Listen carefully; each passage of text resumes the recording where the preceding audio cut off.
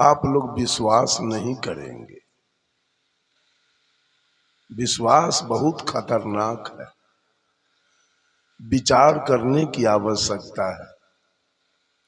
साहब कबीर कहते हैं, करऊं विचार ते सब दुख जाई।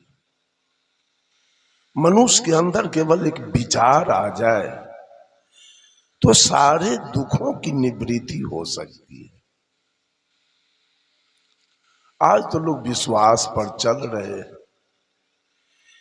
कोई गुरु जी ने विश्वास की बात कह दी, अभी आप देख रहे हैं बागेश्वर धाम में विश्वास की बातें चल रही है।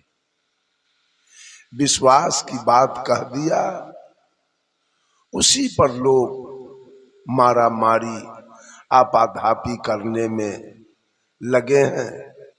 नहीं, विश्वास नहीं, विचार की बात चाहिए। अंधश्रद्धा नहीं, शंका की बात चाहिए। अनुमान नहीं, अनुभव की बात चाहिए। और मानना नहीं, जानने की बात चाहिए। और हमारा विद्वान लिखा, I keep 6 honest serving man, they taught me all I know. मैं कुछ नहीं जानता हूं और अपने पास 6 कर्तव्य परायण ईमानदार व्यक्ति को रखता हूं। जो कुछ भी मैंने सीखा है इन्होंने ही सिखाया है और इनके नाम है, their names are what, why, who, when, where and how. इनके नाम है क्या, कौन, कहां, क्यों, कब और कैसे। ये मानव के अंदर ये शंका अगर हो जाए तो जीवन की गाड़ी गंतव्य पर पहुंच जाएगी। लेकिन आज लोग अंधश्रद्धा में सारे लोग घूम, श्रद्धा नहीं, अंधश्रद्धा। मैंने कहा कर्म कांड, जीने के लिए कर्म की आवश्यकता है। अगर जीना है,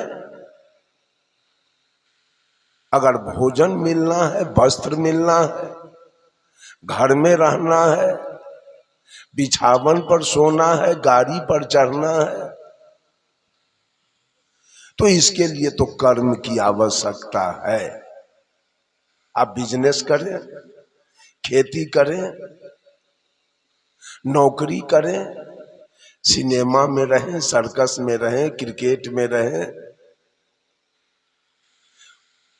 पशुपालन करें, जीने के लिए। सदगुरु कबीर रात रात भर ताना बाना चलाकर कपड़ा बुनते थे। मोहम्मद साहब बकरी चराते थे। ईसा मसीह भेड़ी चराते थे। भगवान कृष्ण गाय चराते थे। विश्वकर्मा जी लकड़ी लोहा का काम करते थे। रैदास जी जूता टांकते थे और सुपच भगत सूप डगरा बीनते थे। जीने के लिए कर्म की आवश्यकता है, सुख के लिए कर्म की आवश्यकता है, लेकिन शांति के लिए कर्म की कोई आवश्यकता।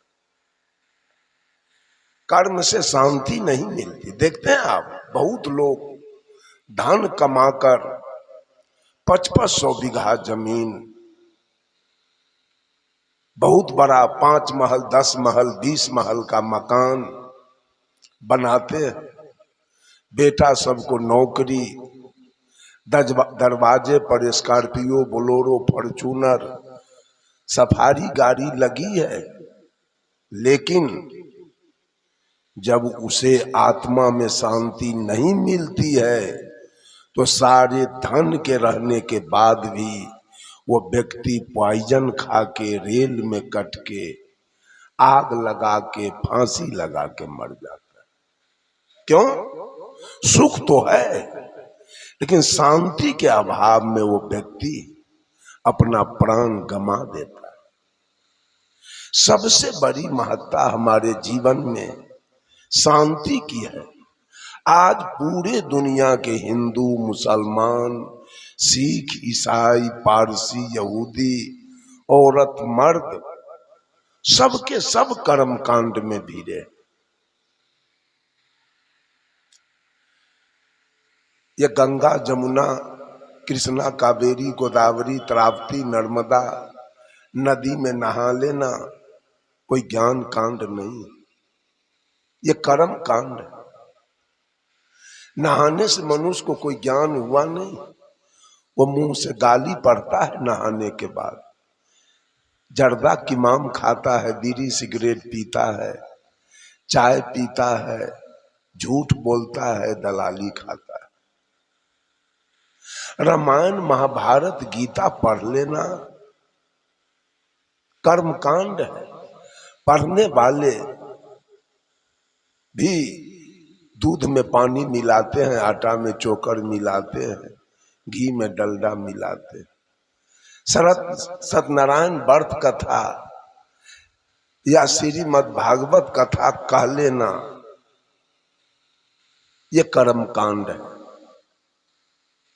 पूरा दुनिया, बहुत सारे कबीरपंथी भी कर्म कांड में लगे हैं।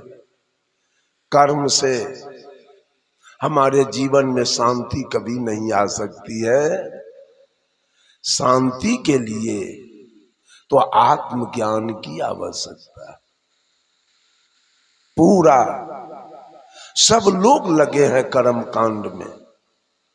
कर्म के साथ शाखा होते हैं, यजन, याजन, अध्ययन, अध्यापन, दान, पतिग्रह, मैथुन, यज्ञ करना, यज्ञ कराना, दक्षिणा लेना, दक्षिणा देना, विद्या पढ़ना, विद्या पढ़ाना और बच्चा पैदा करना, ये सातों कर्म कांड।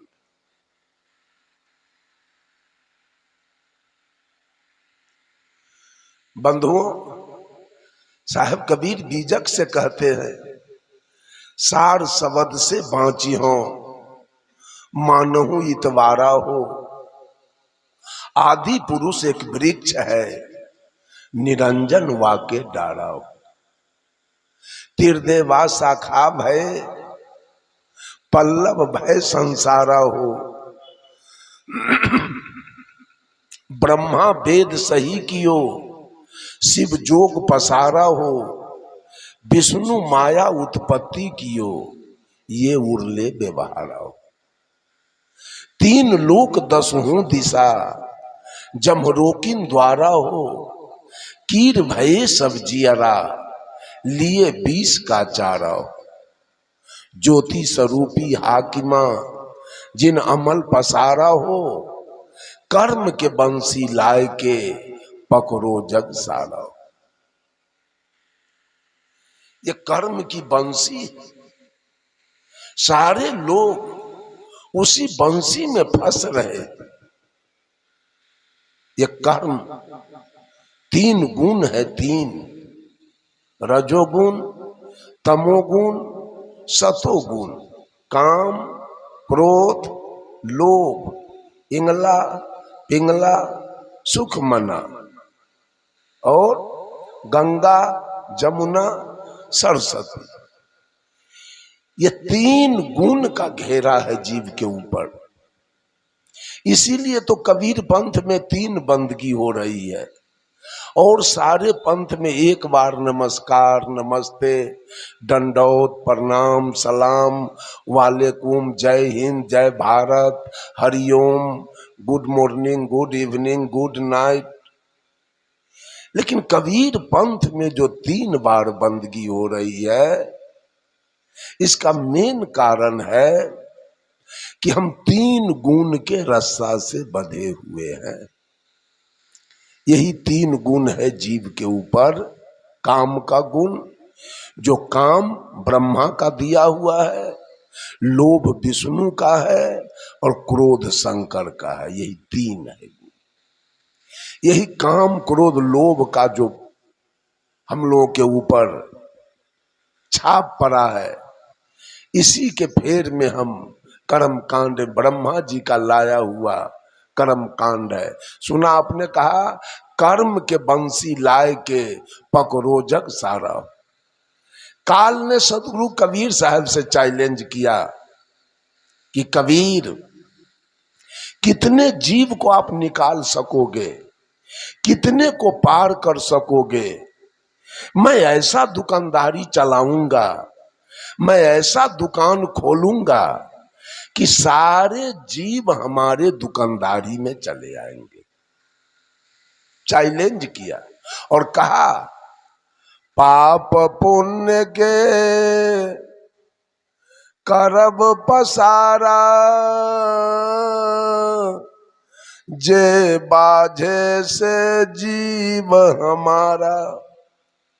पाप पुण्य हमरे से होई, लेखा हमार लिहे नहीं कोई। वो काल उस दिन था, आज नहीं है, सो बात नहीं है। वही काल ये मन के रूप में है।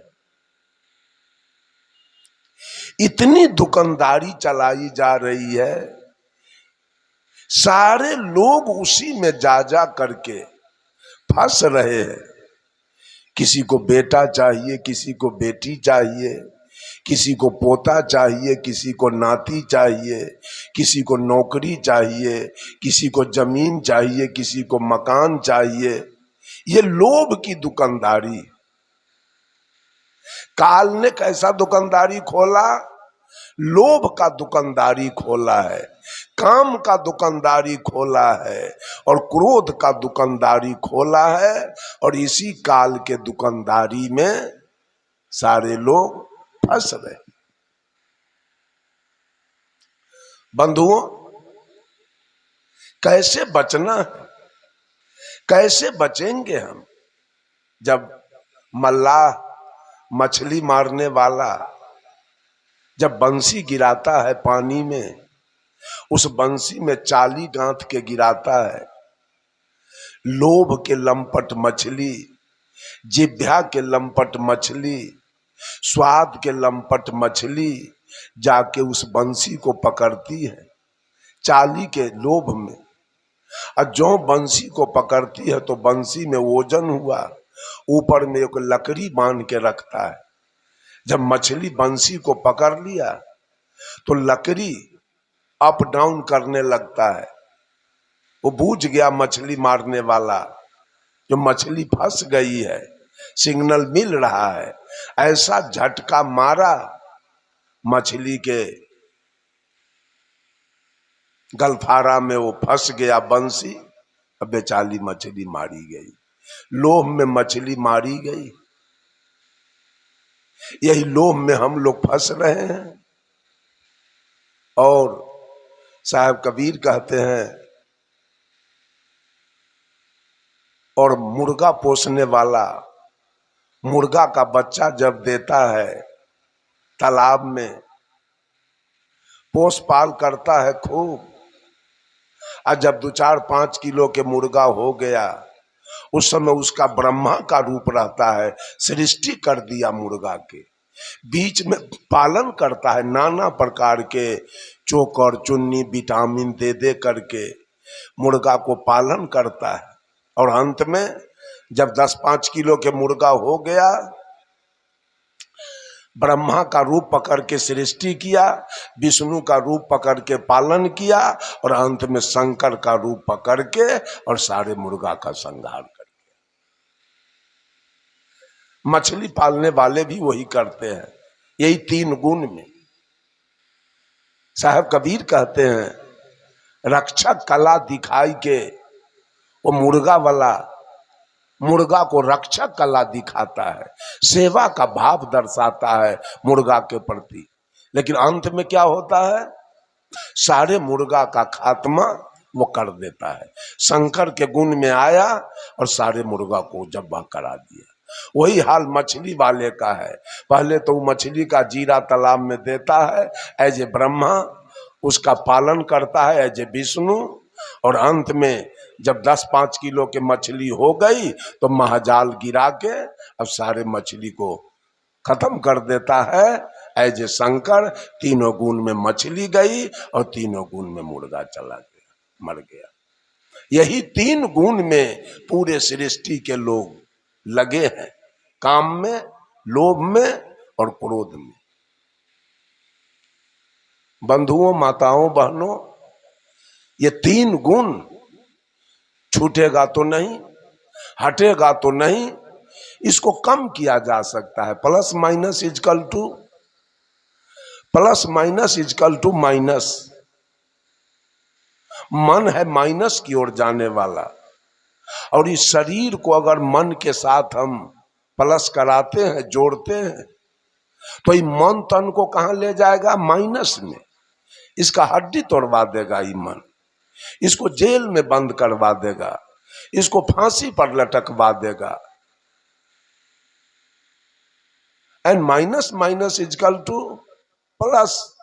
मन जो घाटा की ओर जाने वाला है, साहब कबीर कहते हैं, चोर भरोसे साहू के वस्तु ले चुराए, पहले साहू को बांध लो कि चोरबाया पे बद जाए।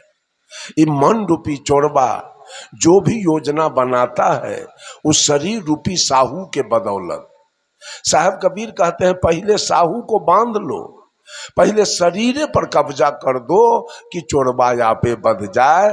तो ये मन रूपी चोर जाएगा कहाँ? जब शरीर जाएगा नहीं तो मन रूपी चोर जाएगा कहाँ? तो कहने का भाव कि सारे लोग कर्म कांड में लगे हैं। गीत गाना कोई ज्ञान कांड नहीं। बहुत गीत गाने वाले को मैं देखा है बीड़ी पीते हुए, बहुत गीत गाने वाले को मैं देखा शिखर खाते हुए, पराग खाते हुए। तो गीत गाने से मात्र ज्ञान नहीं होगा। नाल तबला बजा लेना, ऑर्गन बजा लेना कोई ज्ञान नहीं है, ये कर्म कांड है। बजाने वाले गांजा पीते हैं, दारू पी लेते हैं, तो ये ज्ञान कांड नहीं है, कर्म कांड है। सब लोग किसी देवी देवता का पूजा कर लेना ज्ञान कांड नहीं। पूजा करने के बाद लोग मछली खा लेते हैं, मांस खा लेते हैं, तो वहां ज्ञान नहीं, वहां कर्म कांड। सब लोग कर्म कांड में लगे हैं।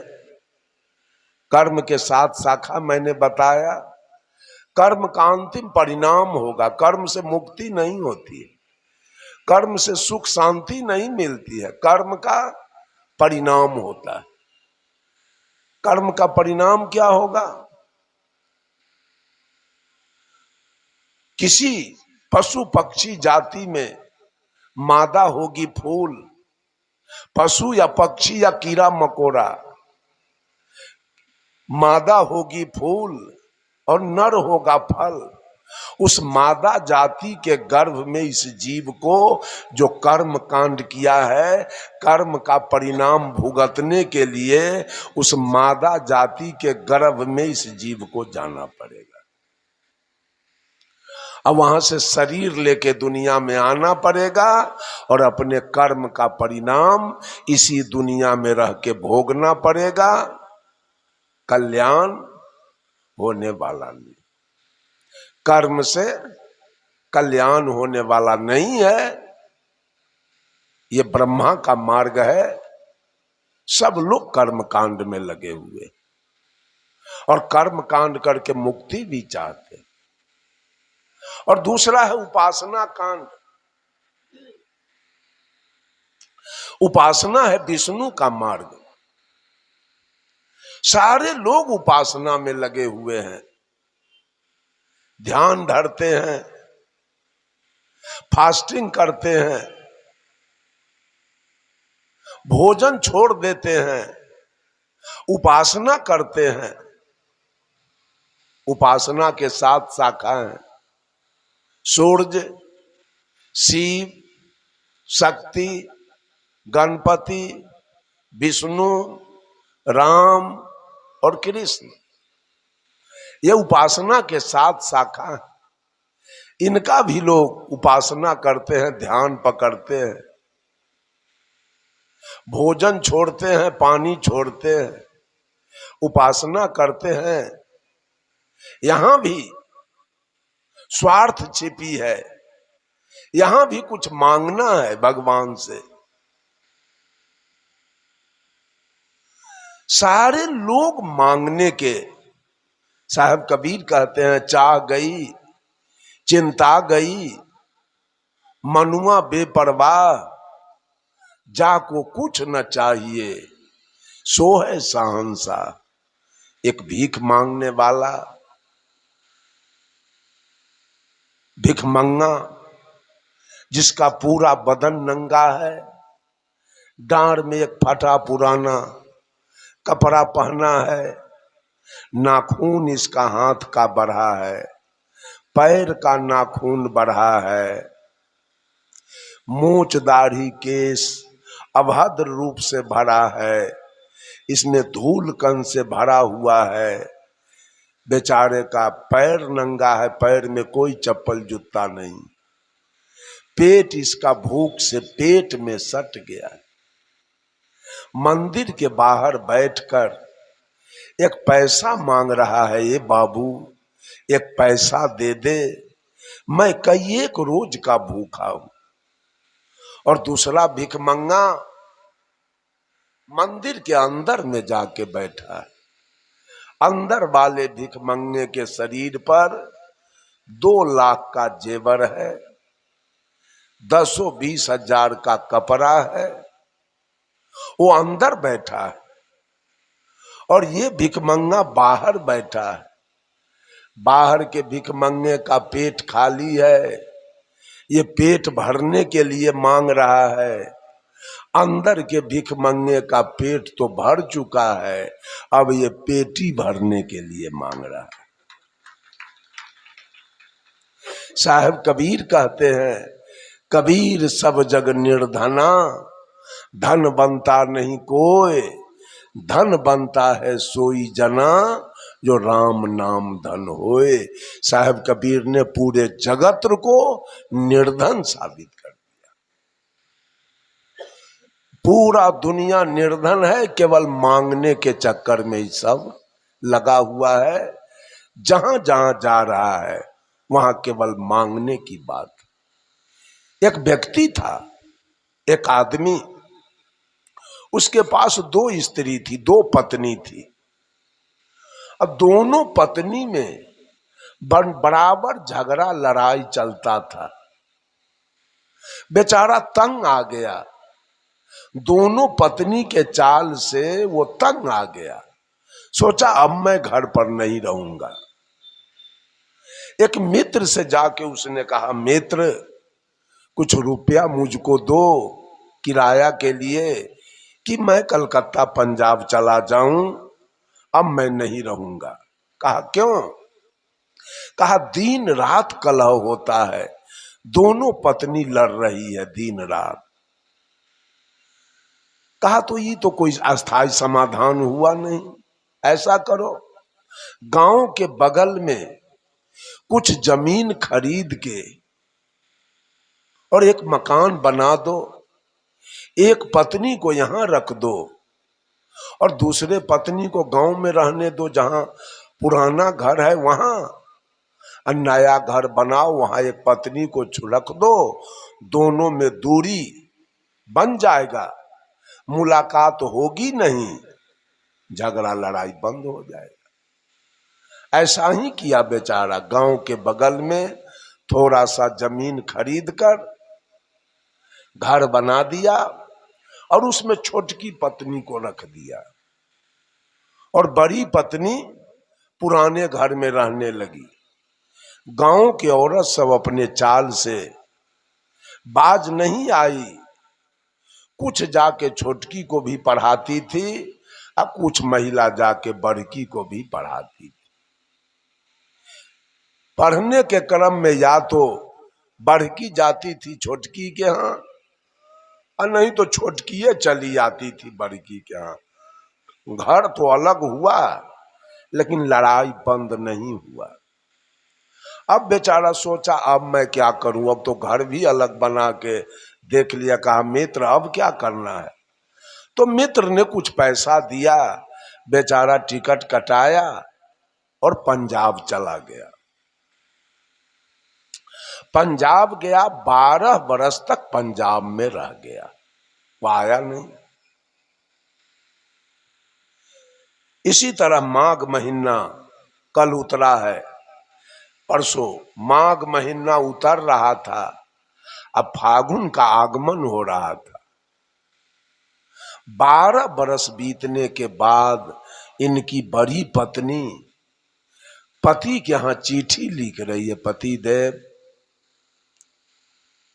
आपके चरण कमलों में मेरे तरफ से सादर प्रणाम। आपके चरण की कृपा है तो मैं बिल्कुल सकुशल रहा करती हूँ। न भोजन का दुख है, न वस्त्र का दुख है, न कोई श्रृंगार के सामान का दुख है, वो आपके चरण की कृपा है। लेकिन 2 बातों का दुख मेरे जीवन में अवश्य है।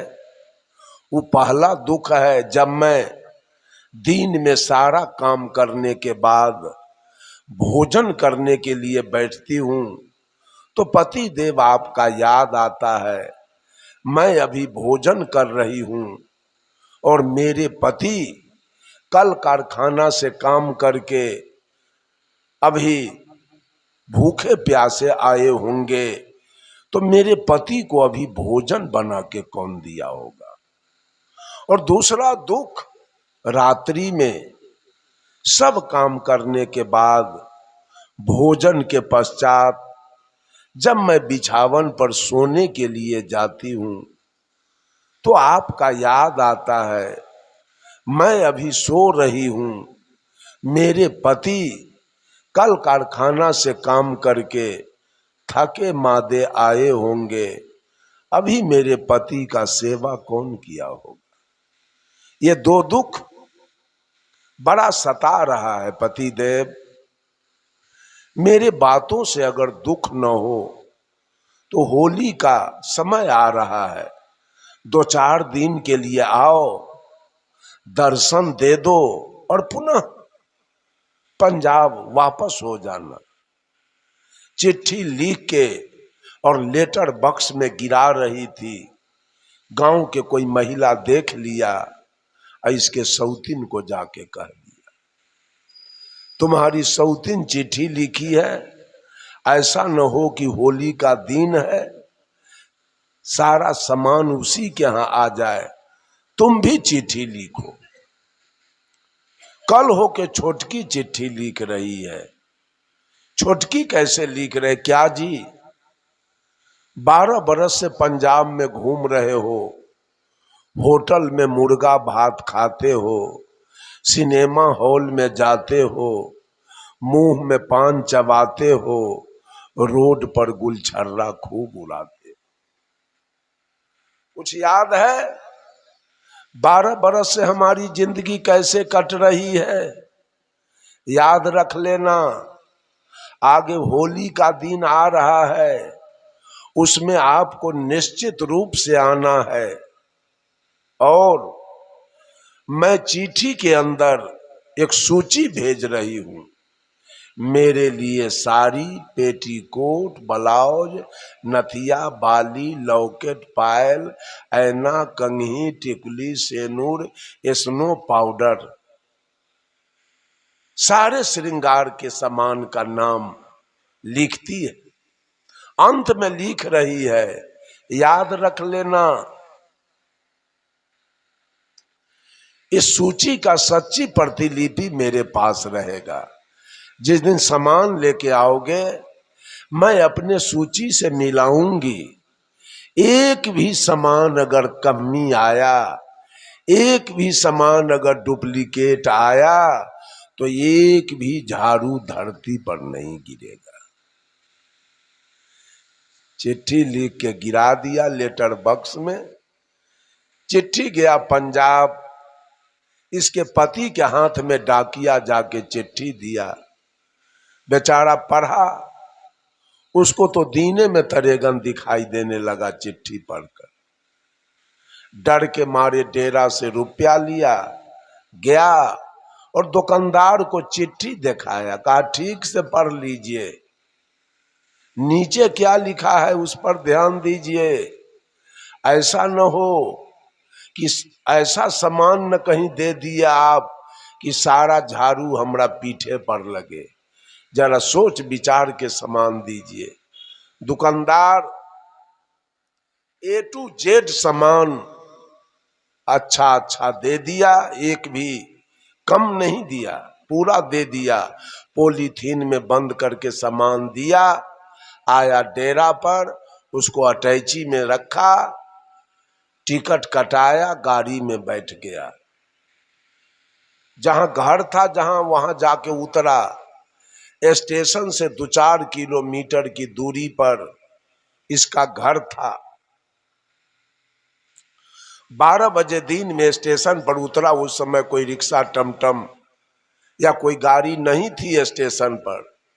बेचारा दोनों हाथ में अटैची लिया और पांव पैदल चल दिया। फागुन के महीने में कुछ गर्मी आ जाती है, पसीना पसीना, वजन था दोनों अटैची में, पसीना पसीना हो गया।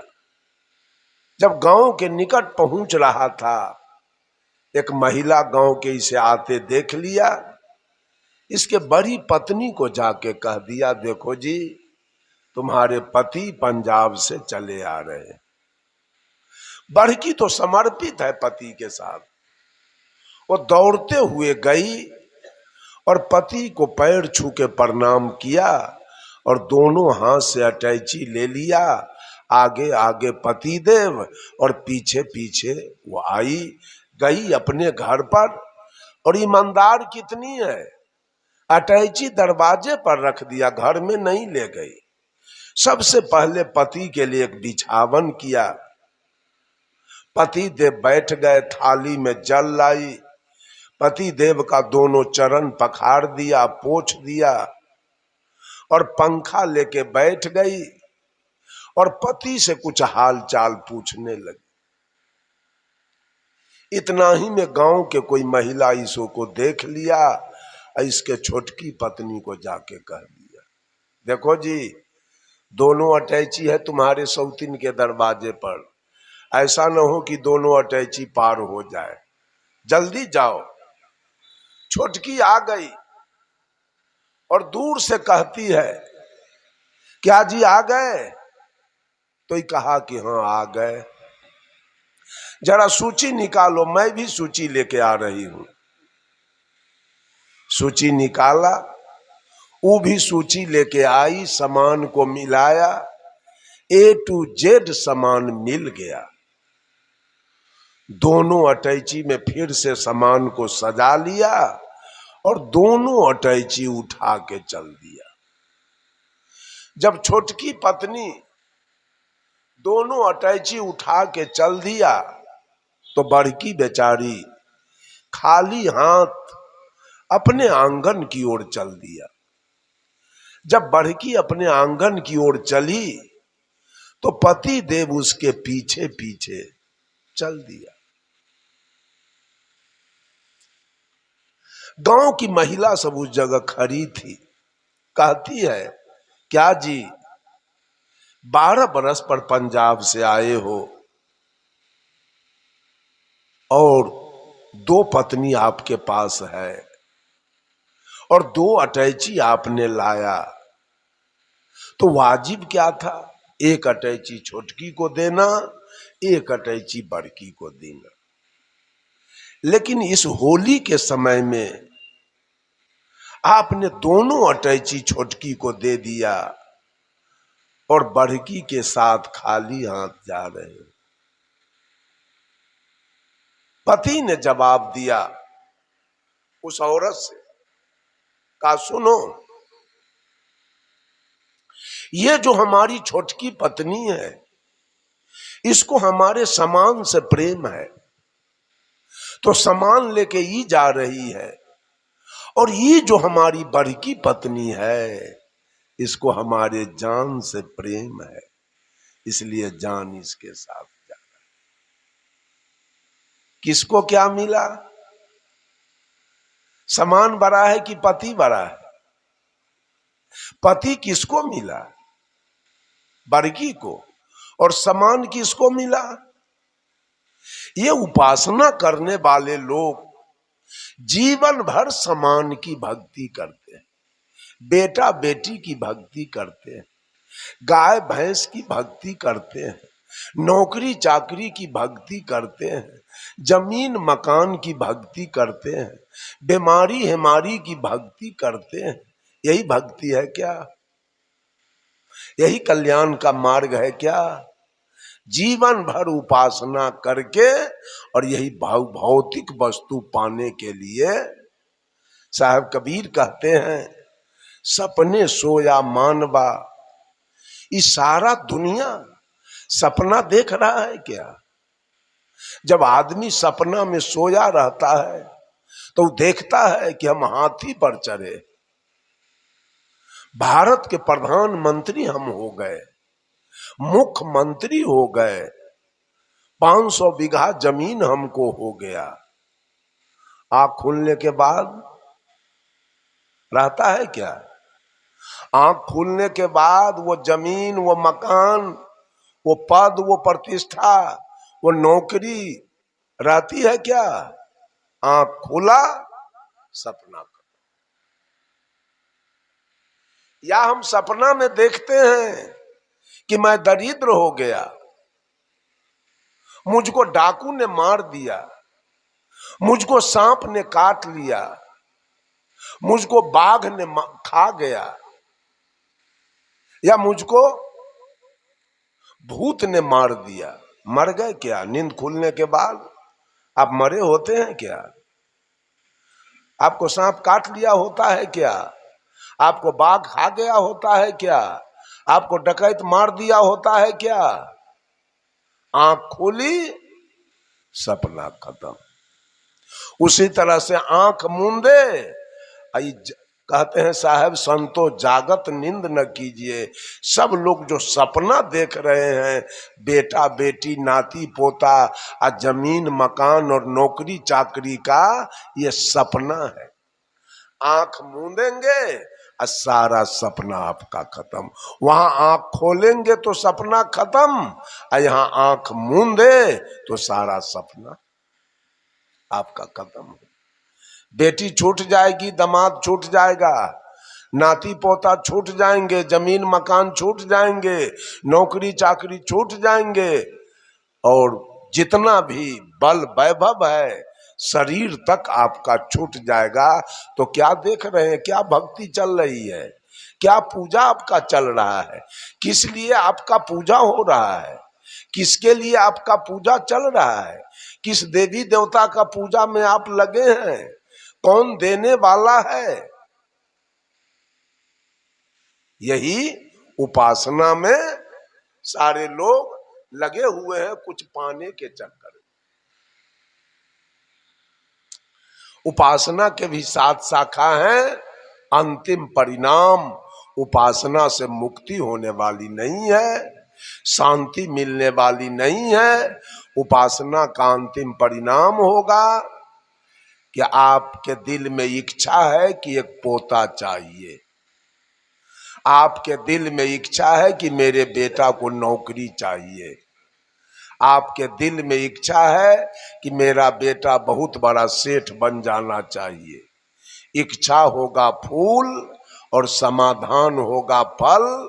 हो सकता है कि आपको पोता की प्राप्ति हो जाए, हो सकता है कि आपके बेटा को नौकरी मिल जाए, हो सकता है आपका बेटा बीए फर्स्ट डिवीजन से पास कर जाए, लेकिन कल्याण और मुक्ति और सुख शांति होने वाली नहीं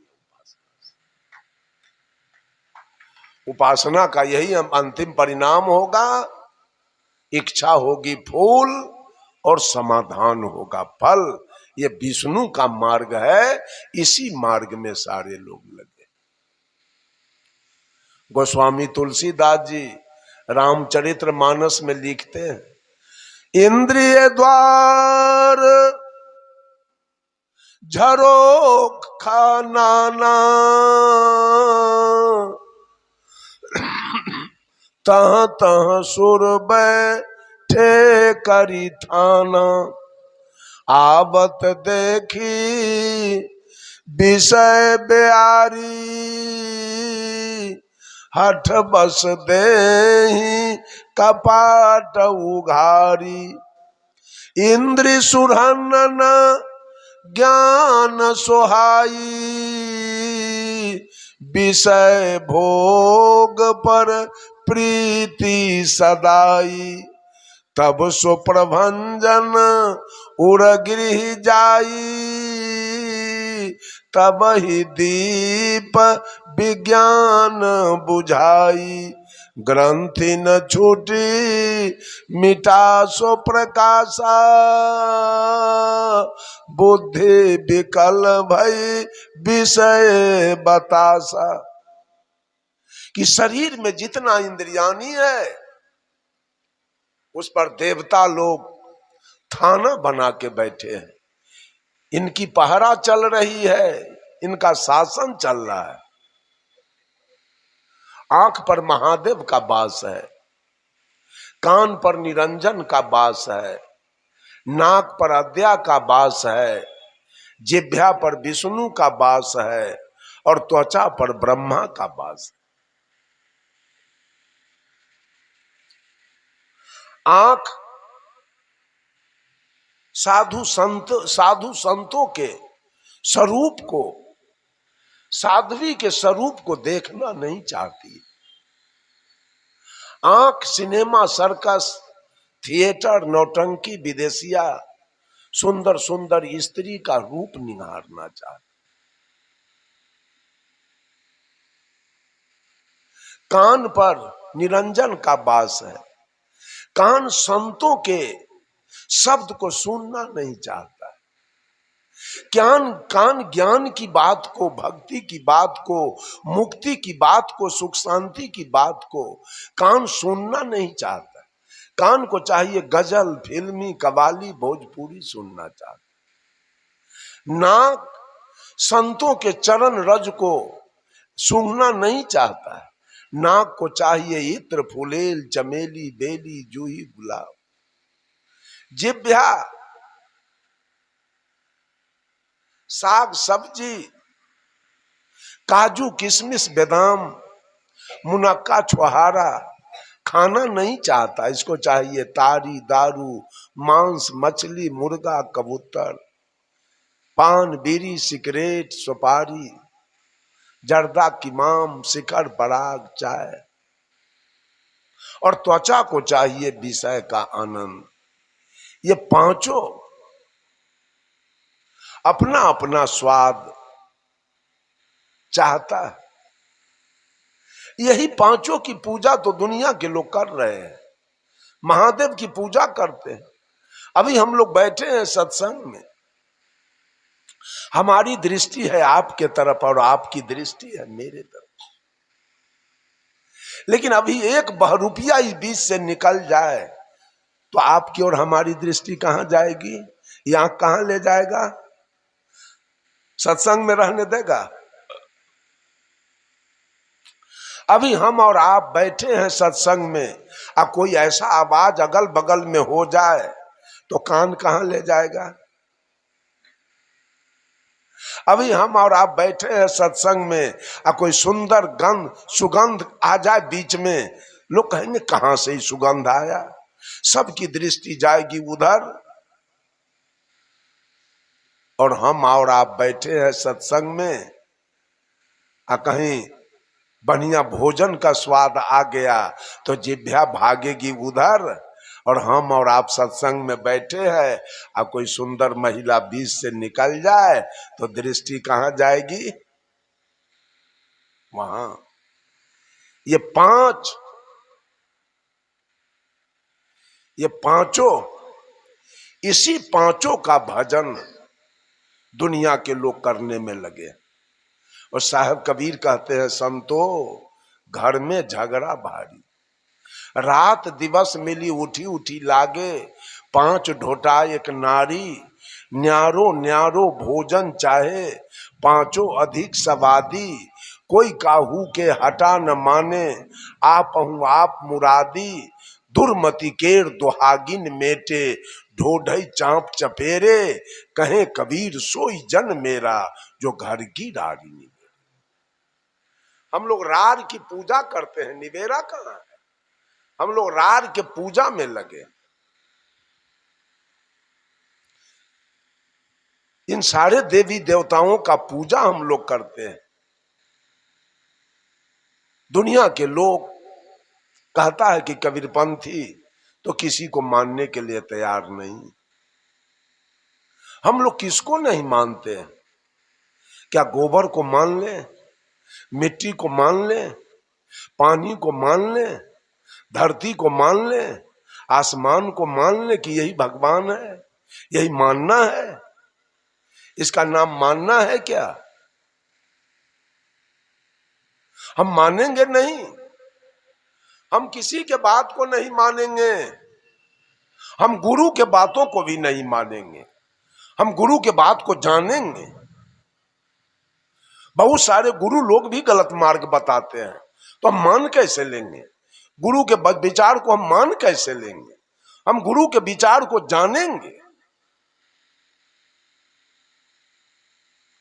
बंधुओं, माताओं, बहनों, मानने वाले को साहब कबीर ने कहा है गुरु पशु, ये मनुष्य नहीं है, पशु है। गुरु ने जो कुछ कह दिया उसको मान लिया है, जाना नहीं। जानिए। मैंने कहा सारे लोग उपासना कांड में लगे हैं, अन्न छोड़ देते हैं उपासना के चलते। भोजन करना, पानी पीना बंद कर देते हैं।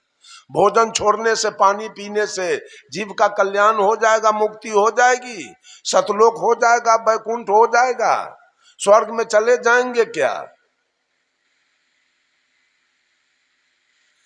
ये सब काल के बताया हुआ मार्ग है, सदगुरु कबीर का बताया हुआ मार्ग नहीं। सब लोग काल के मार्ग पर चल रहे हैं, बताए हुए मार्ग पर। कोई कर्म कांड में है तो कोई उपासना कांड में लगे। बहुत सारे लोग जोग कांड में है। महादेव जी का मार्ग है जोग मार्ग, जोग मार्ग में लगे हैं। जोग के साथ शाखा है लय जोग, लंबिका जोग, तारक जोग, असंख जोग, अनुमानसिक जोग, हठ जोग और राज जोग। पूरे दुनिया के लोग जोग मार्ग में लगे हैं। कोई प्राण को ब्रह्मांड पर चढ़ा रहा है, कोई नेति धोती करके आंत साफ कर रहा है, कोई शूल शयन कर रहा है, कांटा पर सो रहा है, कोई अगहन पूस में जाड़ के दिन में जल शयन कर रहा है, कोई जेठ के गर्मी में पंचाग्नि कर रहा है, कोई भादों में अरण्य निवास कर रहा है, कोई मौनी बाबा बना है, कोई थरेसरी बाबा बना है, कोई निर्जली है, कोई दिगंबरी है, कोई खाकी है, कोई नीराहारी है, कोई दूधाहारी है, कोई पत्र पुष्पाहारी। इससे मुक्ति होती है क्या? इससे जीवन में सुख शांति आती है क्या? इससे मोक्ष होता है क्या? इससे सतलोक होता है क्या? जोग करने से? जोग मार्ग गलत नहीं। साहब कबीर ने भी जोग मार्ग का चर्चा किया है, लेकिन साहब कबीर का जोग मार्ग क्या है? मैंने एक भजन में पढ़ा था, लेकिन भजन कोई गा रहे तो उसमें सुना, जोगाबे कोई जोगिया जोग जति, जोगाबे कोई जोगिया जोग जति, जैसे सोनरा सोना के जोगावे, जैसे सोनरा सोना के जोगावे, हटाए न बढ़ाए ये को रति, जोगावे कोई जोगिया जोग जति, जैसे बरई पान जोगावे, सरय न गलए ये को पति, जोगावे कोई जोगिया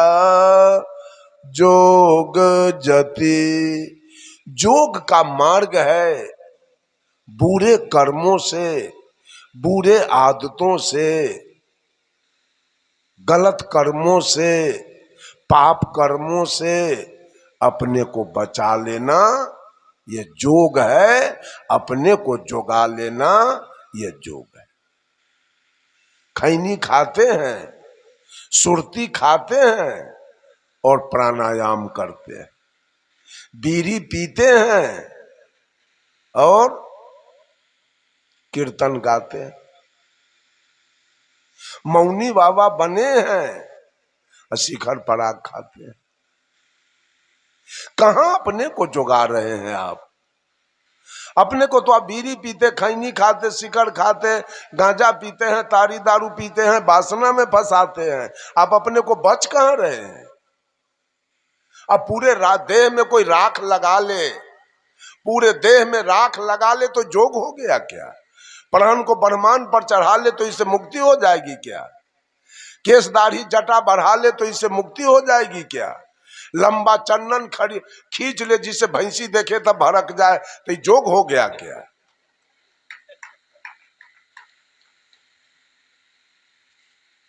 ये सब बाहरी बात है। अपने को जोगाने का मतलब है सारे बुरे कर्मों से अपने को जोगाइए।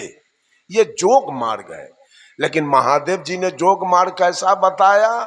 आज सारे लोग जोग क्रिया में लगे हैं,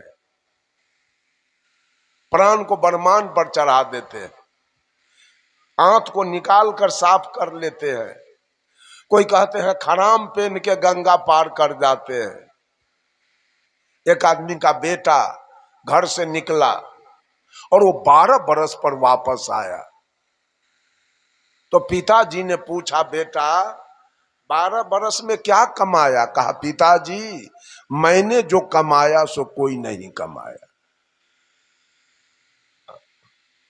कहा, क्या कमाया? मैं खराम पहन के भरी हुई गंगा पार कर जाऊंगा। कहा, तो ठीक है, और हमको नौका पर पार करने में 5 गो रुपया लगेगा, यही तक कमा के आए हो 5 गो रुपया। तू ऐसे गंगा पार कर जाओगे, हमको 5 गो रुपया लगेगा नौका पर। क्या कमा के चले आए बाहर से? इस सारा लोग जो क्रिया में लगा है।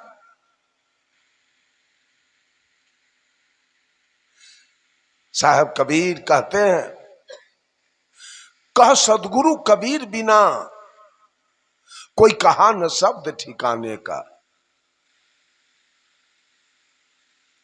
कोई लीला 24 अवतारन का, कोई कहता तीर्थ कराने का, कोई देवल कोई देह देहरा, कोई कहता भक्ति कराने का, कोई कहता कुछ न करना रसना राम रटाने का। कह सदगुरु कबीर बिना कोई कहा न शब्द ठिकाने। कोई 24 अवतार की पूजा बता दिया, इन भगवानों का पूजा करो तुम्हारी मुक्ति हो जाएगी। भगवान का 10 मुख अवतार बताया है और 14 उप अवतार बताया है। 10 भगवान कैबिनेट स्तर के हैं और 14 भगवान स्टेट स्तर के हैं। जो 10 भगवान का मुख अवतार हुआ, वह पहला अवतार मत्स्य अवतार है। मछली रूप में भगवान मछली रूप में आए और शंखासुर राक्षस को वध किया और वेद को प्रकाश किया।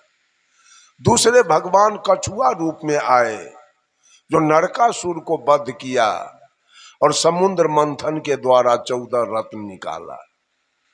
तीसरे भगवान बराह रूप में यानी सुगर रूप में आए, हिरणाक्ष राक्षस को वध किया और विष्ठा में छिपी हुई धरती को बाहर निकाला। चौथे भगवान नरसिंह रूप में आए, जो प्रहलाद को रक्षा किया, हिरण्यकश्यप का कलेजा फाड़ दिया। पांचवें भगवान 52 रूप में आए, जो राजा बलि से छल किया और 3 डेग जमीन के नाम पर 1 लात में पताल को भेज दिया। छठे भगवान परशुराम रूप में आए, जो 21 बार धरती को निक्षत्रिय किया, अंत में पिता के आदेश से माता का गर्दन काट लिया। साथ में भगवान राम रूप में आए, जो श्वेत बांध रामेश्वर बांध कर पार उतर कर पूरे रावण के खानदान को मार के गिराया।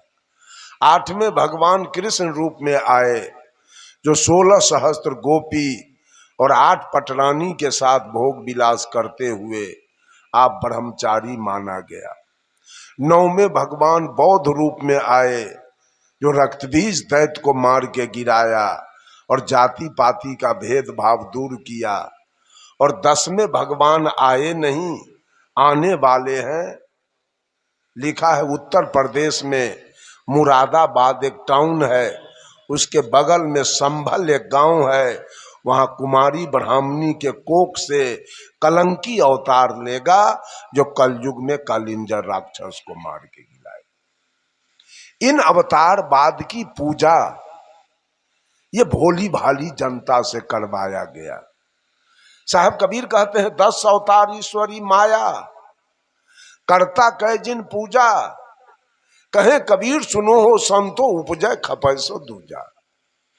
माया की पूजा, माया ने जो खेल किया, माया ने जो तांडव किया, उसकी पूजा आज ये मानव कर रहा है मुक्ति पाने के लिए, सुख शांति पाने के लिए। और 14 उप अवतार है। उसमें पहला अवतार मनु जी का है, जो जगत की व्यवस्था करने के लिए हुआ। दूसरा अवतार नारद जी का है, जो भक्ति मार्ग दिखलाने के लिए हुआ। तीसरा अवतार विष्णु संतोषी का है, जो विवेक करने के लिए हुआ। चौथा अवतार हंस सनकादिक का है, जो सदा 5 वर्ष के बाल्यावस्था में रहने के लिए हुआ। 5वां अवतार विश्व मोहिनी है, जो दैत्यों से अमृत लेने के लिए क्षीर सागर में हुआ। 6ठा अवतार कपिल जी का है, जो देवहूति और कर्दम ऋषि के मेल से हुआ और सांग शास्त्र बनाया। 7वां अवतार वेद व्यास का है, जिन्होंने वेद को विभक्त करके 18 पुराण बनाया। 8वां अवतार दातात्रेय का है, जिन्होंने 24 गुरु करके संसार को उपदेश दिया। जब तक हृदय में शांति न मिले, निरंतर गुरु की खोज करनी चाहिए। 9वां अवतार राजा पृथु का है, जिन्होंने पृथ्वी को गौ बना के दूहा और औषधि निकाला। 10वां अवतार है गरीब का है, जो मधुकैटभ दैत्य को मार के गिराया। 11वां अवतार नारायण जी का है, जो धर्म भारजा से तप करने के लिए हुआ। 12वां अवतार सनकादिक का है, जो विचार करने के लिए हुआ। 13वां अवतार धनवंतरी का है, जो रोग नाश करने के लिए हुआ। 14वां अवतार यज्ञमय इंद्र की कन्या से यज्ञ करने के लिए हुआ। ये सारे दुनिया के हिंदू समाज इसी 24 माया ने जो तांडव किया, उसी तांडव की पूजा, इसी 24 अवतार की पूजा करने में सारे लोग।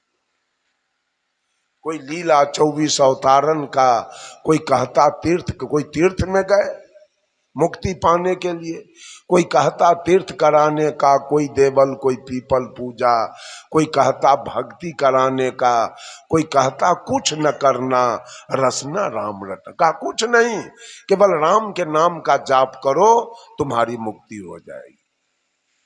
कोई पीर बने, फकीर बने, कोई किया मुरीद निशाने का, कोई 30 रोजा निमाज गुजारे लहूत मलकूत मुकामे का, कोई हजफ हकीकत हिकमत को, कोई कहा शब्द फरमाने का, कह सदगुरु कबीर बिना, कोई कहा न शब्द ठिकाने का, कोई अमर औलिया पीर पैगंबर गौस कुतुब कहवाने का, कोई मलंग कोई बने कलंदर भेष किया सब खाने का, खुद खुदा के मरम न जाने पाए न नाम निशाने का, कह सदगुरु कबीर बिना, कोई कहा न शब्द ठिकाने का, कोई अर्पण कोई तर्पण पूजा संध्या पाठ कराने का, कोई गोबर सीला माटी पत्थर प्रतिमा धातु बनाने का, कोई धूप दीप ले आरती साजे घंटा शंख बजाने का, कह सदगुरु कबीर बिना,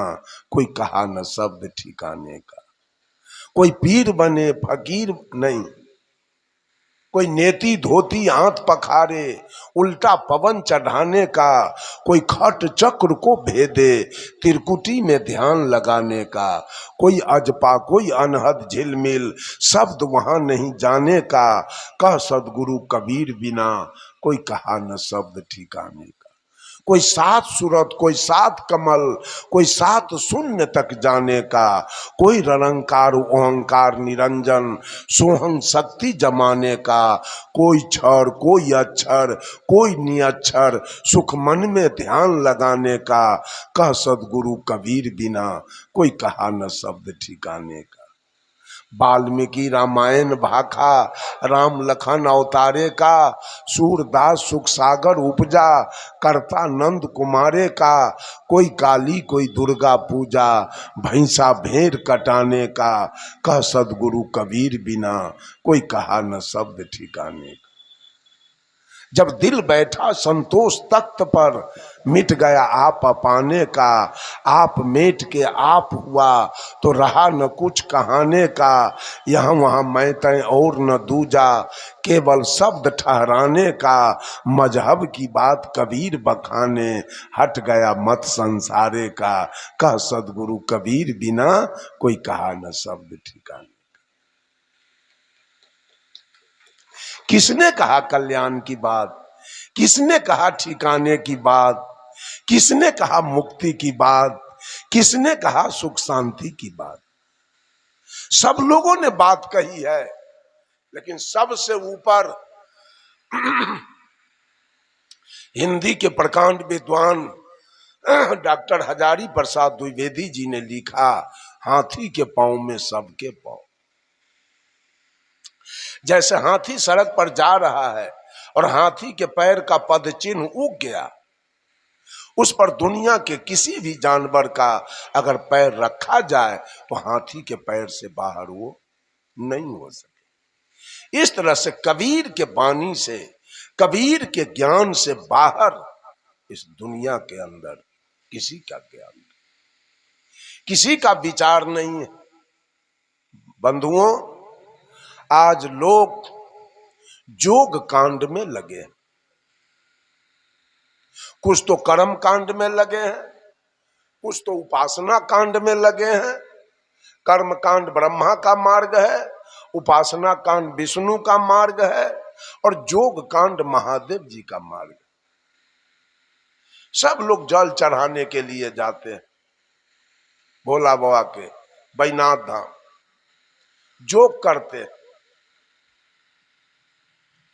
जोग से मुक्ति नहीं होगी, जोग से सुख शांति नहीं होगी, जोग से मोक्ष नहीं होगा।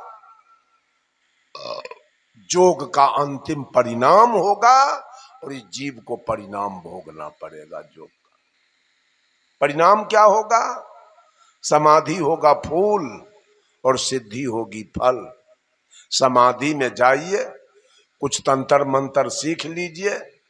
मदारी लोग भी देखिए खेला दिखा के अपने बाल बच्चा को पाल लेता है। उस तरह से आप भी कुछ तंत्र मंत्र जोग सिद्धि कीजिए और कहीं जाके झाड़ फूड़ ओझा वैद्य वाला काम कीजिए और पैसा कमाइए और उससे बाल बच्चे को पोसिए पालिए। मुक्ति और सुख शांति नहीं हो सकती, इससे कल्याण नहीं होगा। चौथा है ज्ञान मार्ग। सारे ऋषि महर्षि ने ज्ञान मार्ग लोगों को दिया है। ज्ञान मार्ग क्या है? मांस नहीं खाना, मछली नहीं खाना, तारी दारू नहीं पीना, गांजा भांग नहीं पीना, पराई स्त्री गमन नहीं करना, दूध में पानी नहीं मिलाना, आटा में चोकर नहीं मिलाना, घी में डलडा नहीं मिलाना, किसी को गाली नहीं देना। ये सब ज्ञान मार्ग।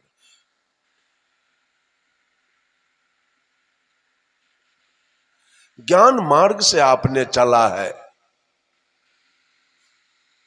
तो ज्ञान मार्ग से मुक्ति होगी। सारे ऋषि का मार्ग है ज्ञान मार्ग। तुलसीदास जी ने भी कोई मांस मछली खाने के लिए नहीं कहा, सूरदास जी भी नहीं कहा, नानक जी ने भी नहीं कहा, रविदास जी ने नहीं कहा, सुपच भगत जी ने नहीं कहा। सबका है ज्ञान मार्ग, लेकिन ज्ञान मार्ग से तो चलते हैं, लेकिन एक ईश्वर की कल्पना तो करते हैं। कहीं न कहीं मेरा मालिक बैठा है, कहीं न कहीं मेरा परवरदिगार बैठा है, उसके फेर में तो आप पड़े हैं। ज्ञान से चलते जरूर हैं, लेकिन कहीं न कहीं आप फेर में पड़े हैं।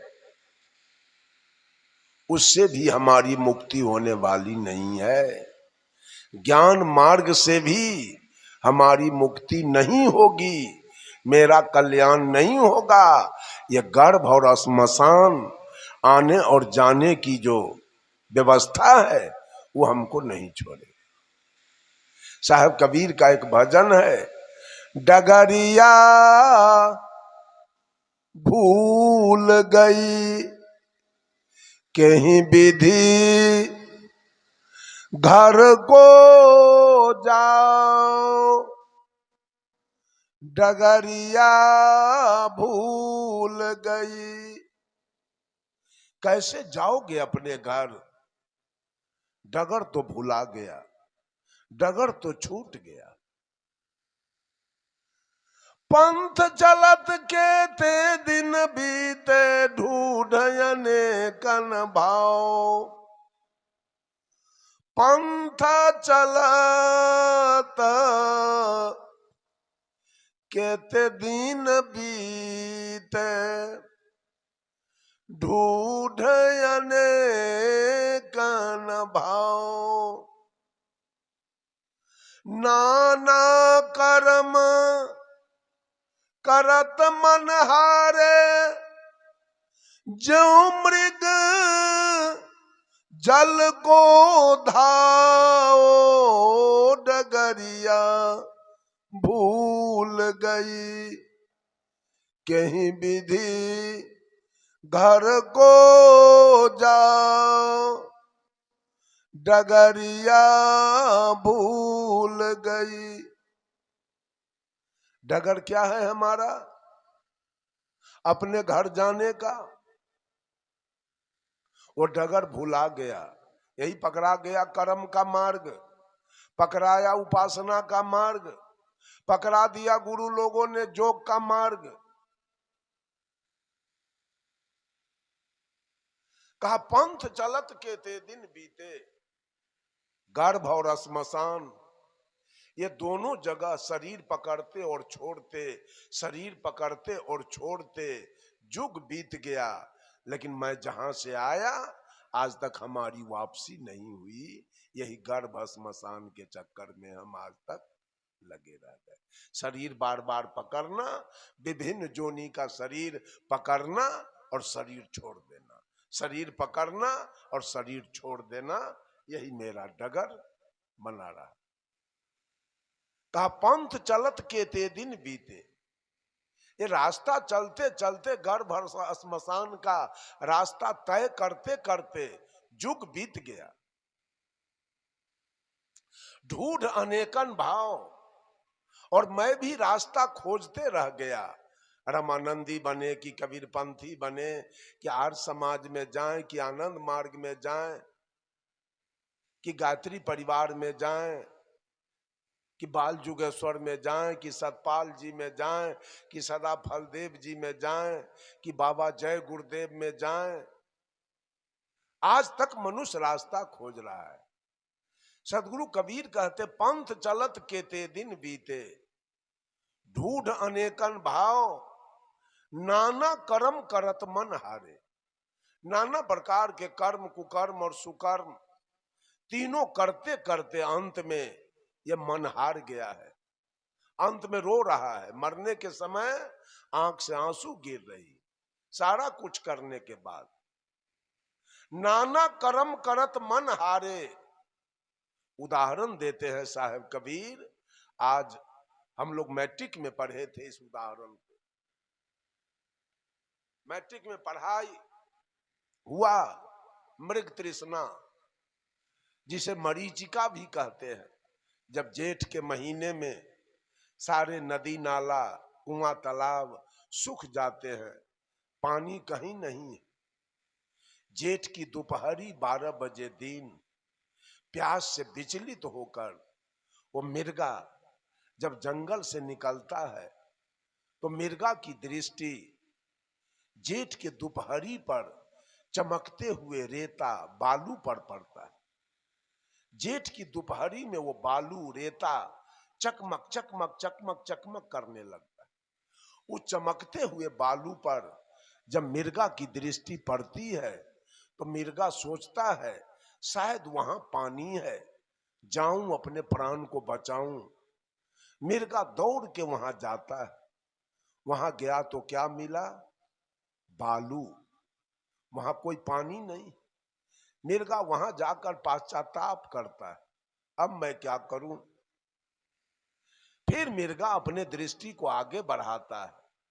आगे के चमकते हुए बालू पर जब मिर्गा की दृष्टि जाती है, मिर्गा वहां दौड़ के जाता है। वहां पानी दिखाई दे रहा है, वहां जाके अपने प्राण को बचाऊं।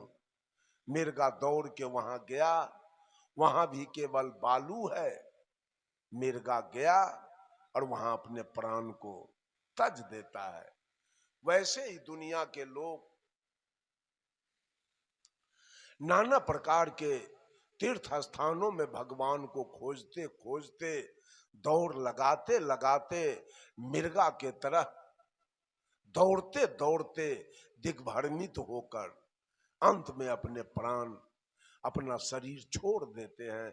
जैसे मिर्गा बालू के चकमकाहट को पानी समझ तक कर दौड़ते दौड़ते अपना प्राण अंत में तज दिया, वैसे मानव भी भगवान देवी दुर्गा के पाने के फेर में दौड़ते दौड़ते पूजते पूजते अंत में अपना देह छोड़ देता है, रोते रोते मर जाता है। साहब कबीर कहते हैं, अरे वेद पढ़ी पढ़ी पंडित हारे चतुर न पाबहि ठाव, जही पूछो सो नाम बतावे नाही दिखावे, गाँव डगरिया भूल गई। कहते हैं वेद पढ़ी पढ़ी पंडित हारे, वेद पुराण पढ़ते पढ़ते पंडित लोग हार गए, पढ़ाते पढ़ाते हार गए। इनका तो आदत अपने ठीक नहीं है, अपना चाल चलन।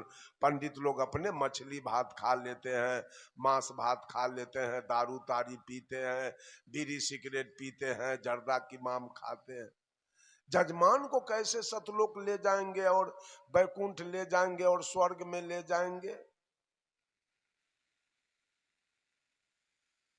बंधुओं, ये झूठ है। स्वर्ग की कल्पना झूठ है, बैकुंठ की कल्पना झूठ है, सतलोक की कल्पना झूठ है। सदगुरु कबीर कहते, नर तू पार उतर कहां जई हो। अरे जाना कहां चाहते हो? नर तू पार उतर कहां जई हो, आगे पंथी पंथ ना कोई, कूच मकान न पई हो। कहे कबीर सुनो भाई साधो, जहां के पद तहीं ठहरई। जाना कहां चाहते हो? कहां स्वर्ग है, कहां सतलोक है, कहां बैकुंठ है जहां जाना चाहते हो? वेद पढ़ी पढ़ी पंडित हारे चतुर न पावहि ठाव। ये चालाक हैं, ये ठग हैं, ये पैसा केवल ठगना चाहते हैं। इनको तो अपना ठाव मिलवे नहीं करेगा, जगत को कैसे ही भेज देंगे। अंत में साहब कबीर कहते हैं, यही पूछो सो नाम बतावे। जितने लोगों से मैंने पूछा वो सारे लोग नाम की चर्चा करते हैं। नाम दान ले लो, नाम दान ले लो, नाम दान ले लो, तुम्हारी मुक्ति हो जाएगी, तुम्हारे जीवन में सुख शांति हो जाएगी। ये गांव क्या है? बाजार है, बोरसी। मान लीजिए कि हम जानते हैं शीतल दास या शीतल साहेब हमको पता है, या सीता बहन जी आयोजक है, उनका नाम मैं जान गया, लेकिन न हमको पता है दुर्ग और न हमको पता है बोरसी, तो हम सीता बहन जी के यहाँ आ जाएंगे क्या? नाम से केवल बिहार से आ जाएंगे, मिल जाएगी। तो नाम के पीछे गांव होना अनिवार्य है। तो नाम की चर्चा तो सब गुरु लोगों ने किया, अब गांव की चर्चा किसने किया है? अब बिना गांव का नाम वाला आदमी मिलेगा नहीं, क्योंकि उस नाम का बहुत लोग होगा, तो कैसे हम उस आदमी से मिल सकेंगे? साहब कबीर कहते हैं, जही पूछो सो नाम बतावे, ना ही दिखावे गांव। नाम की चर्चा सब लोग करते हैं, हर पंथ में नाम दान दिया जा रहा है। यही है मुक्ति का मंत्र। बहुत जगहों में कबीर पंथ में भी नाम दान दिया जा रहा है। यही है मुक्ति का मंत्र। नाम है क्या? साहब कबीर कहते हैं, पांच तत्व का पूतरा युक्ति रचा मैं कीव। अब मैं तो ही पूछो पंडिता, शब्द बड़ा की जीव? कौन बड़ा होगा? शब्द बड़ा है कि जीव बड़ा है? हैं? तो शब्द से बीजक में साहब कबीर कहते हैं, शब्द हमारा, शब्द हमारा तू शब्द का। शब्द हमारा कहने का मतलब, शब्द आया कहां से? शब्द की उत्पत्ति कहां से है? हैं? हाँ, सारे शब्द, जितना कोर्स का किताब है, elementary, mathematics, geometry, history, geography, economics, civics, physics, chemistry, Hindi, Sanskrit, या वेद, पुराण, उपनिषद, स्मृति, रामायण, महाभारत, गीता, सुखसागर, कुरान, पुराण, बाइबिल, ये सारे किसने लिखा? मानव ने लिखा। किसकी बात लिखी गई? तो मानव की आत्मा की बात लिखी गई। साहब कबीर कहते हैं, शब्द हमारा गुलाम है, शब्द हमारा, और तू शब्द का। और ये दुनिया वाला शब्द का गुलाम बन गया। शब्द हमारा, तू शब्द का। इसकी चर्चा मैं कल करूंगा विस्तार रूप से, शब्द की चर्चा। ये सारे लोग शब्द जाप करने में भिड़े हुए हैं। जही पूछो सो नाम बतावे, ना ही दिखावे गांव डगरिया भूल गई। अंत में सदगुरु कबीर कहते हैं, भर्म के पंथ पड़ा जग सारा, कुशल कतहु नहीं पाओ। नहीं, कहे कबीर सुनो भाई साधो, भर्म के पंथ पड़ा जग सारा, कुशल कतहु नहीं पाओ। कहे कबीर सुनो भाई साधो, छोड़ भरम घर आओ डगरिया भूल गई। केवल भर्म को छोड़ना है और अपने घर वापस आना है। कोई हैरानी नहीं, कोई खर्च नहीं। छोड़ भरम घर आओ, जिस घर से गए हो उस घर आना चाहते हो, तो केवल भर्म को छोड़ दो और अपने घर वापस आ जाओ।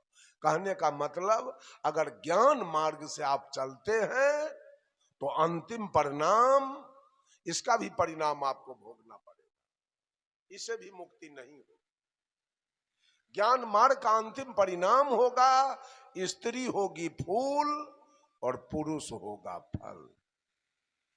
तब तो आपको मां के गर्भ में जाना पड़ेगा 9 महीना के लिए। यही अंतिम परिणाम, मानव जोनी फिर आपको मिल जाएगा। ज्ञान मार्ग से चले, मुक्ति नहीं होगी, कल्याण नहीं होगा। स्त्री फूल होगी किसी पेड़ में, पहले फूल लगता है तब फल, वो फूल होगी। अब वहीं से हम लोग निकले हैं, उसी फल से ही फल निकला है।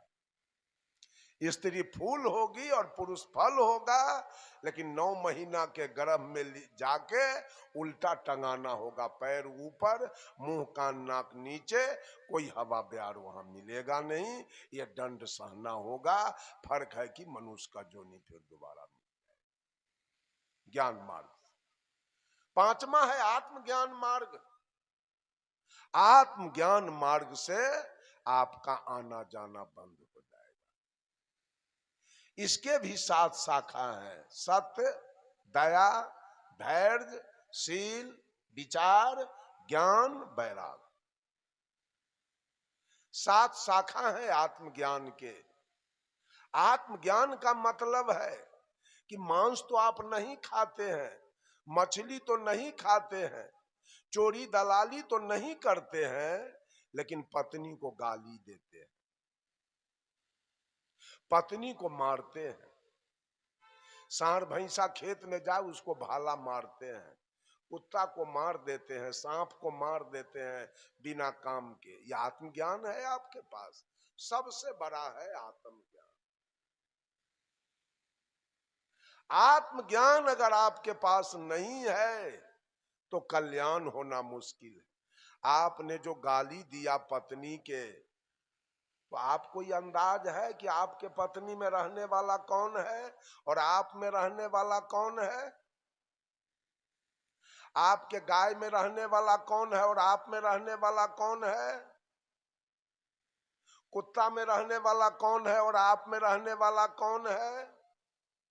आपके मम्मी में रहने वाला कौन है और आप में रहने वाला कौन है? ये ज्ञान जब तक मनुष्य को नहीं होगा। जब भगवान राम बाली को मारे थे तो बाली की पत्नी थी तारा। तारा अपने दुल्हा को गोद में लेके विलाप कर रही थी, रो रही थी। तो भगवान राम ने तारा से पूछा, तारा बिकल देखी रघुराया,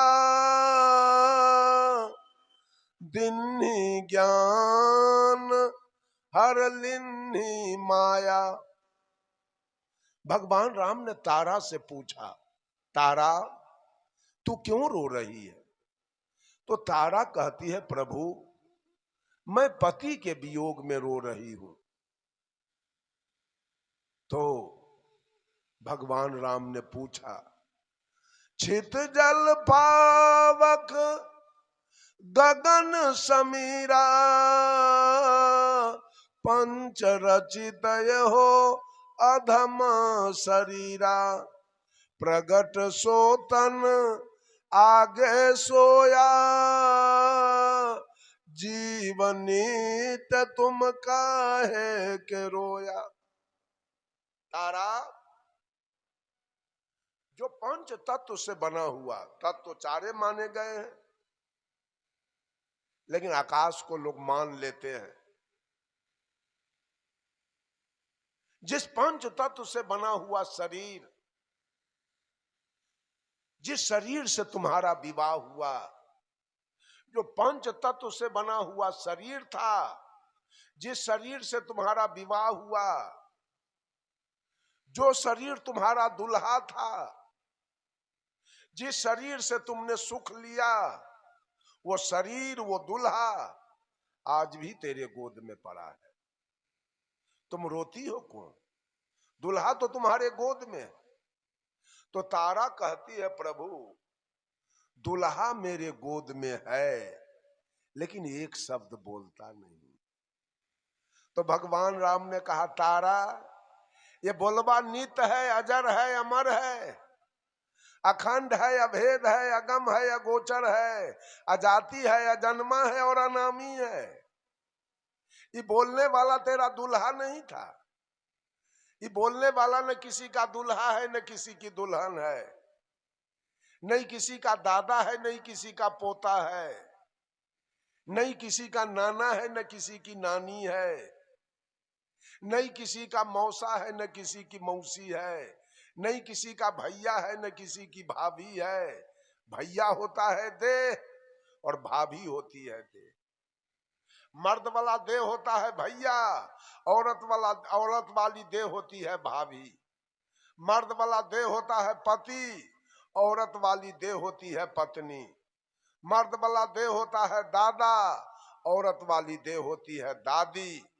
अब बोलने वाला तो जो दादा में वही दादी में, जो नाना में वही नानी में, जो पति में वही पत्नी में, जो गाय में वही भैंस में, और जो कुत्ता में वही गिदड़। ये है आत्मज्ञान। साहब कबीर बताते, ये आत्मज्ञान मानव को जिस दिन हो गया कि हर घट में रहने वाला वही परमात्मा की सत्ता है, हर घट में रहने वाला वही परमात्मा की सत्ता है। किसको मारना चाहते हैं, किसको गाली देना चाहते हैं, किसको ठग देना चाहते हैं, किससे दलाली खाना चाहते हैं, किससे घूस लेना चाहते हैं, सब घट में तो आप ही रह रहे हैं। ये ज्ञान जिस दिन मनुष्य को हो गया, ये धरती स्वर्ग बनेगी। स्वर्ग जाने की जरूरी नहीं पड़ेगी। स्वर्ग है कहां? ये धरती स्वर्ग हो जाएगा उस दिन जिस दिन मनुष्य को, साहब कबीर ने कहा, अरे आत्म ज्ञान बिना सब सूना। सारा ज्ञान विवेक सुना है, सारा पूजा त्योहार सुना है, सारा तीर्थ व्रत सुना है, आत्मज्ञान के बिना। आत्मज्ञान बिना सब सुना, क्या मथुरा क्या काशी रे, जैसे मृगाना भी कस्तूरी, बन बन फिरत उदासी रे मोहे, सुनी सुनिया बतहासी, पानी में मीन पियासी रे मोहे, सुनी सुनिया बतहासी। एक आत्मज्ञान के बिना ये धरती जल रही है, धरती की दुर्गति हो रही है। कहीं अनाचार, कदाचार, बेविचार, बलात्कार, भ्रष्टाचार, नरसंहार, एक आत्मज्ञान के बिना। जहां आत्मज्ञान नहीं है, सारे पत्थल पानी का पूजा करते करते उस व्यक्ति को अंत में नरकगामी बन जाना पड़े। एक आत्मज्ञान के अभाव में। अगर आत्मज्ञान है तो आप समझेंगे मेरे पिता में वही सत्ता है जो मुझ में है, मेरी माँ में वही सत्ता है जो मुझ में है, मेरी पत्नी में वही सत्ता है जो मुझ में है, मेरे बेटा बेटी में वही सत्ता है जो मुझ में है, मेरे गाय भैंस में वही सत्ता है जो मुझ में है। आचार्य श्री धर्म स्वरूप साहब कहा करते थे, सब घट प्राण हमारो चोट काई पर डारो। किस पर चोट पहुंचाना चाहते हो, किसको दुख देना चाहते हो, किसको ठग लेना चाहते हो, किसका बेईमानी कर लेना चाहते हो, किसको गाली देना चाहते हो, हर घट में तो वही बैठा। ये है आत्मज्ञान। जब तक आत्मज्ञान नहीं होगा तब तक मनुष्य का कल्याण होना असंभव है। एक दृष्टांत देके अपने वाणी को विराम लूंगा। बंधुओं, एक पादरी जी थे। पादरी जी नित्य प्रतिदिन गिरजा घर पर जाकर प्रवचन दिया करते थे, ऐ दुनिया के लोग, भगवान पर विश्वास करो, भगवान पर विश्वास करो और पुण्य कर्म करो, तुम्हारी मुक्ति हो जाएगी, तुम्हारे जीवन में सुख शांति आ जाएगी। प्रवचन चलता रहा। 2-4-6 महीना के बाद एक पारखी संत पहुंच गए पादरी जी के निकट। कहा, पादरी जी, 6 महीना से आपका मैं प्रवचन सुन रहा हूं, आप नित्य प्रतिदिन इस बात को दोहराते हैं कि भगवान पर विश्वास करो और पुण्य कर्म करो, तुम्हारी मुक्ति हो जाएगी। आज मैं यही दोनों बात का जवाब आपसे लेने आया हूं। कहा, बोलो। तो जो भगवान पर विश्वास करे, रात दिन भगवान का पूजा करे, अर्चना करे, ध्यान करे, कथा कीर्तन करे और वो कर्म बढ़िया न करे, उसकी क्या गति होगी? और जो कुछ न करे, जो कुछ न करे भगवान के लिए, कोई पूजा अर्चना न करे, कोई ध्यान भगवान का न करे, कोई कथा कीर्तन न करे, कोई नाम का जाप न करे और केवल कर्म बढ़िया करे, उसकी क्या गति होगी? पादरी का ही तो मैं नहीं जानता हूं। अरे तो तू ही रोज प्रवचन करते हो, आपने बोले हुए बात का जवाब नहीं जानते हो, तो कल से तुम्हारा प्रवचन क्यों होगा? खबरदार प्रवचन बंद रखो।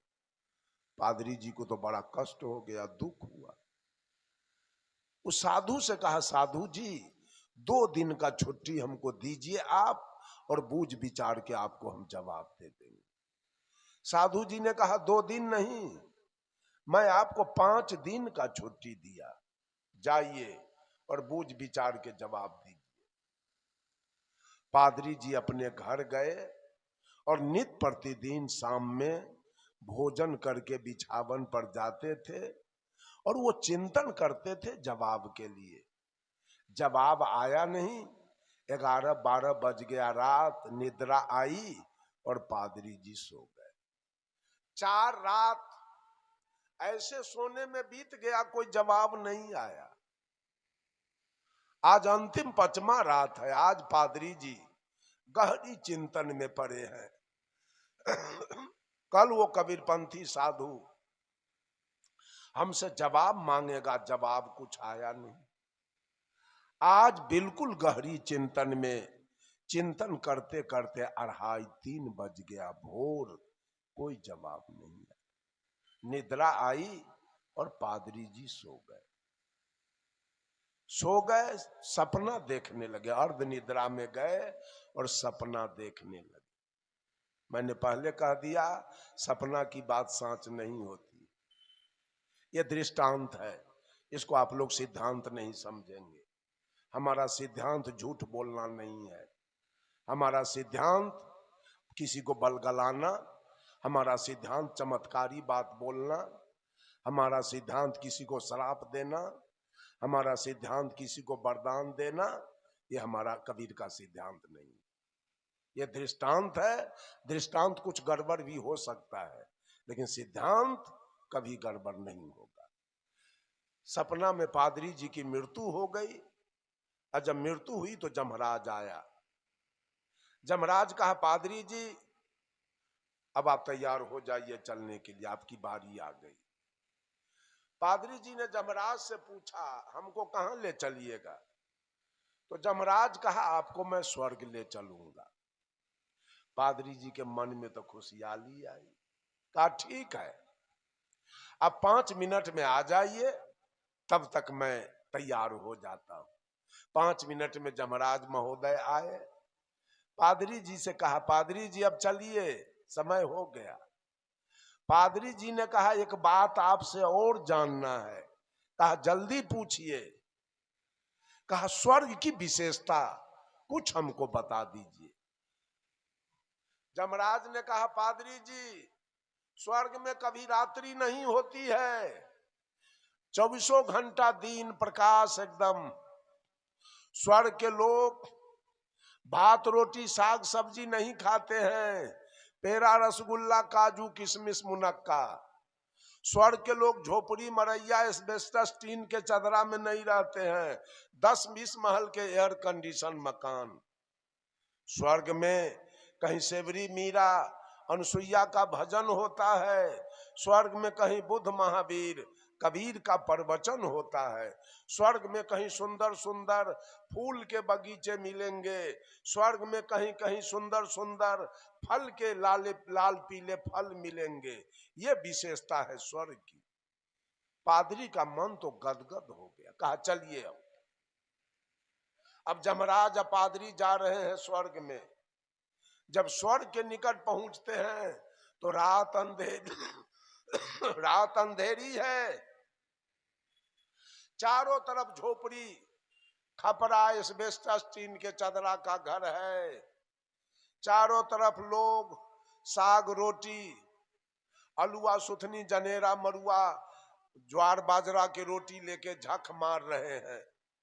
कहीं सेवरी मीरा अनुसुईया का भजन नहीं है, कहीं बुद्ध महावीर कबीर का प्रवचन नहीं है, कहीं सुंदर फूल के बगीचे नहीं है, कहीं सुंदर फल के बगीचे नहीं है। पादरी ने कहा जमराज से, कितना झूठ बोलते हो आप। कहा स्वर्ग ले चलेंगे, यही आपका स्वर्ग है। कहा एक काम कीजिए, आपका स्वर्ग तो मैं देख लिया, अब जरा सा हमको नरक तो दिखाइए, नरक किधर है।